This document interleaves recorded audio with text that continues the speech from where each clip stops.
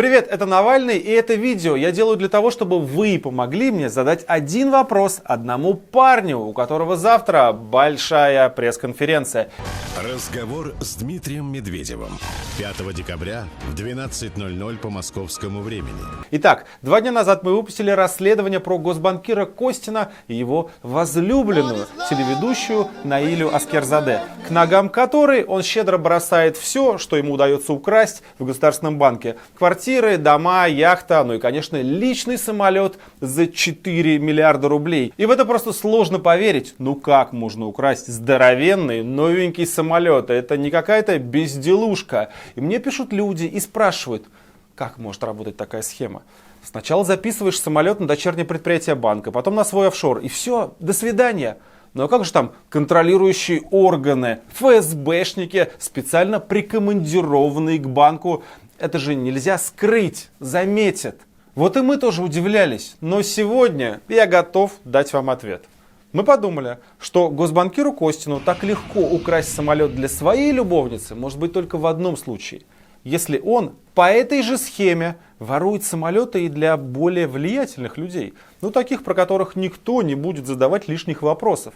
Ну, потому что это уже вроде бы и не воровство, а дело государственной важности. Это на благо страны? И мы, пользуясь тем, что часть отчетности есть в открытом доступе, стали смотреть, есть ли еще самолеты, которые были оформлены на те же самые конторы, что и авиалайнер телеведущий Аскерзаде. И обнаружили, что ровно по такой же офшорной схеме у Госбанка стащили еще один самолет.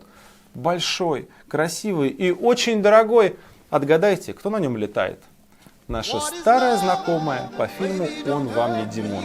Светлана Владимировна Медведева, жена Дмитрия Анатольевича Медведева, премьер-министр Российской Федерации и лидера правящей партии «Единая Россия». Коррупция должна быть не просто незаконной, она должна стать неприличной.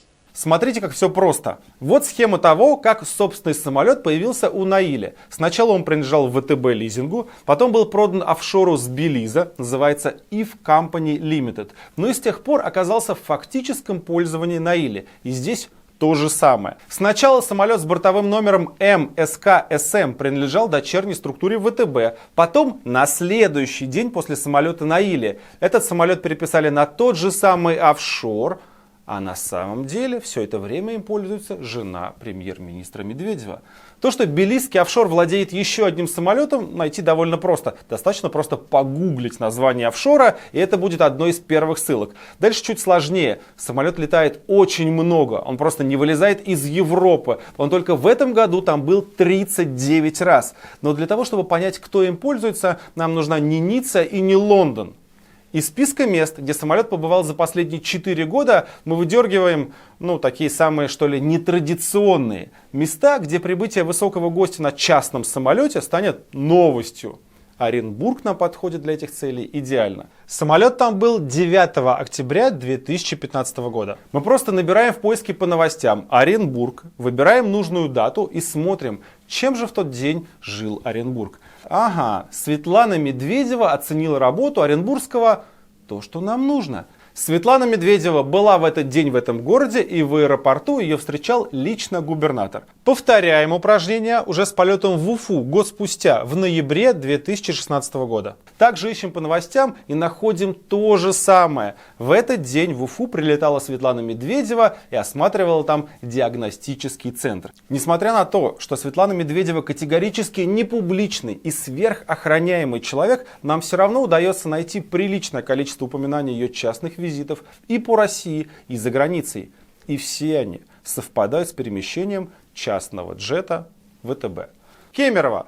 Новость. Из-за приезда Медведевой перекрыли полгорода. Израиль. Апрель 2016-го. Светлана Медведева совершает паломнический визит. А вот самолет приземляется, вообще не понимаем сначала где. Это военная авиабаза Саваслейка в городском округе Кулебаки на границе Владимирской и Нижегородской областей. Что там делать нашей Светлане? Но она едет в Муром, который в 20 километрах, и празднует там День семьи, любви и верности.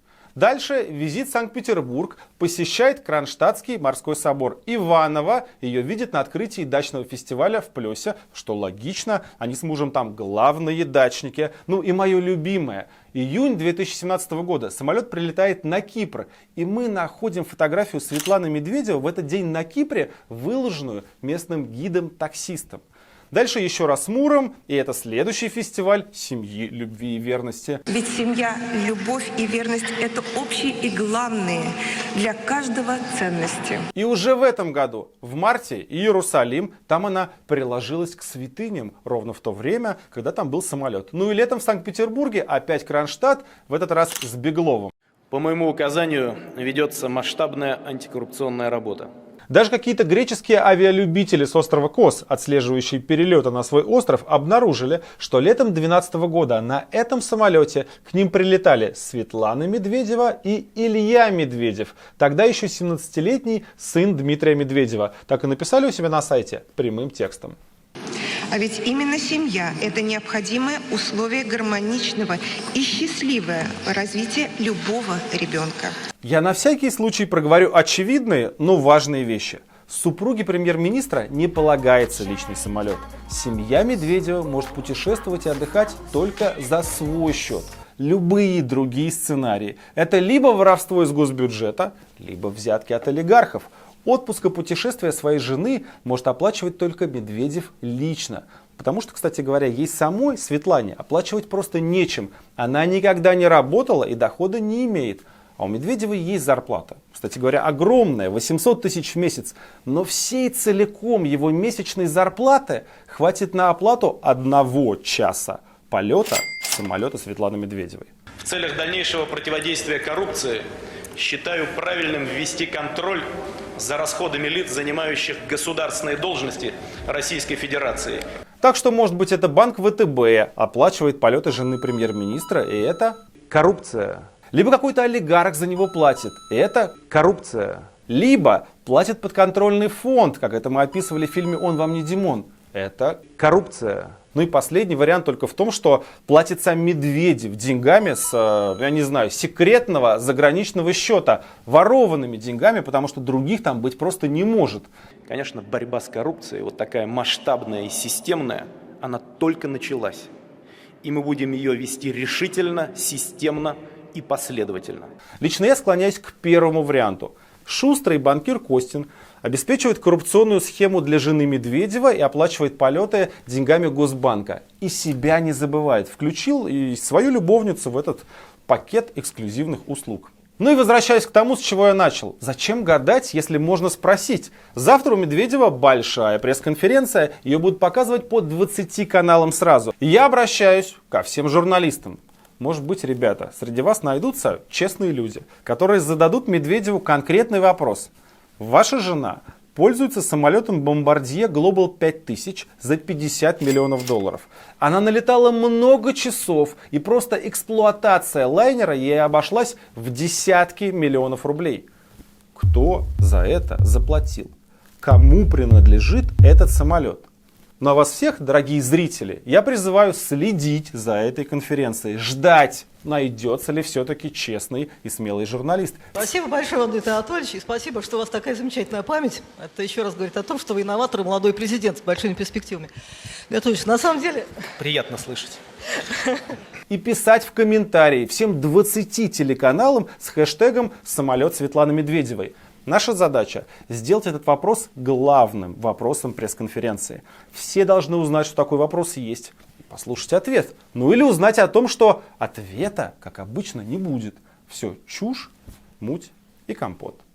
Делается все так, по принципу такого компота. Значит, вот берут там всякую разную муть, чушь всякую собирают. Подписывайтесь на наш канал, здесь говорят правду.